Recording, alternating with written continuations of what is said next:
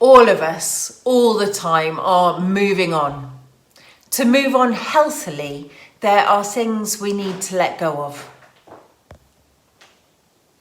In this episode of Sideways, I'm reflecting on the physical move we as a family have just made and the opportunity that gave for gratitude and letting go.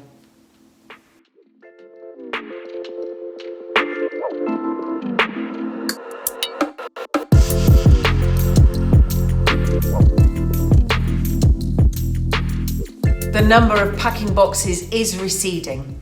The amount of sleep, now that curtains and doors are hung, is increasing. And we are beginning to find our way around Lower Cam.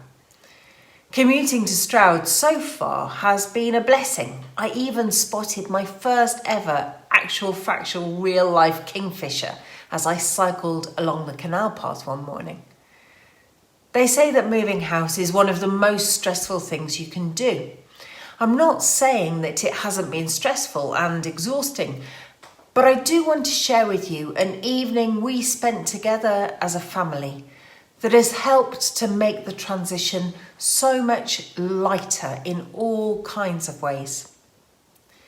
58 Cashes Green Road has been a great place for us as a family.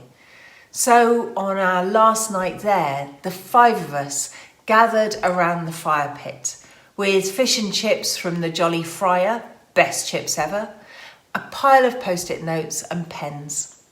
We spent a couple of hours sharing with one another those things we wanted to say thank you for, those people and experiences that have made an impression on us and helped us to grow, as well as those people and experiences that have diminished our lives, those things we wanted to leave behind.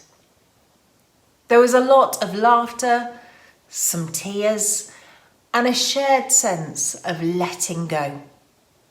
We threw some of the post-it notes onto the fire and watched them go up in smoke.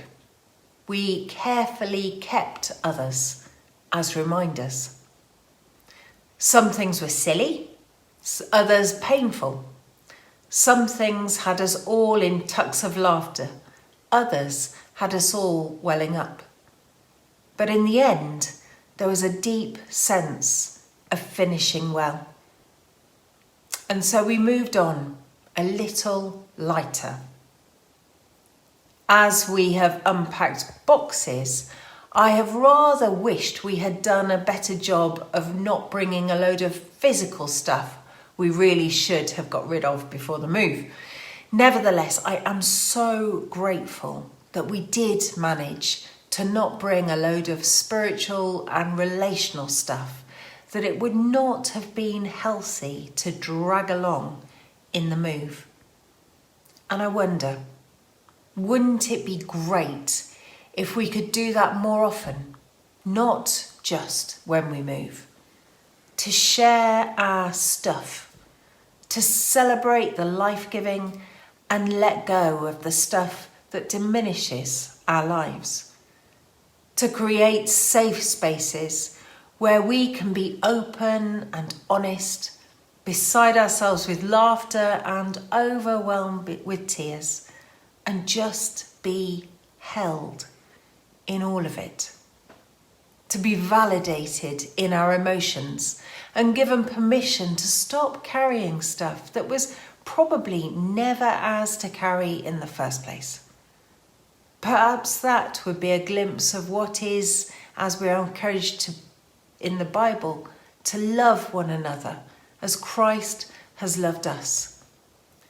We often talk about life-giving small groups around here. Spaces where we can be accepted, grow, learn, belong.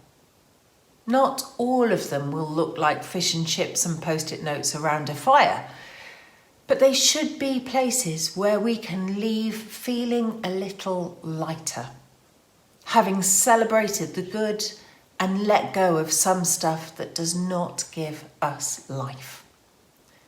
Perhaps you have never been part of such a group, and frankly feel a little daunted by the prospect. But why not dip your toe in? Ask a friend to come along with you.